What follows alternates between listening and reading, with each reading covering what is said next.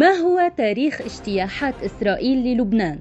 تابعوا معنا التقرير لمعرفة التفاصيل.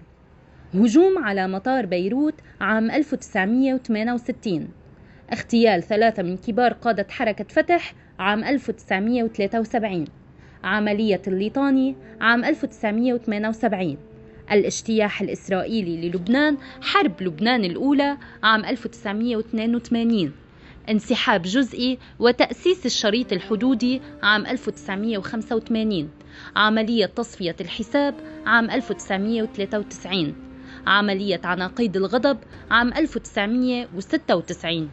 الانسحاب الإسرائيلي من جنوب لبنان عام 2000. حرب لبنان الثانية عام 2006. الاشتباكات الحدودية عام 2015 ما بعد طوفان الأقصى من العام 2023 وحتى يومنا هذا.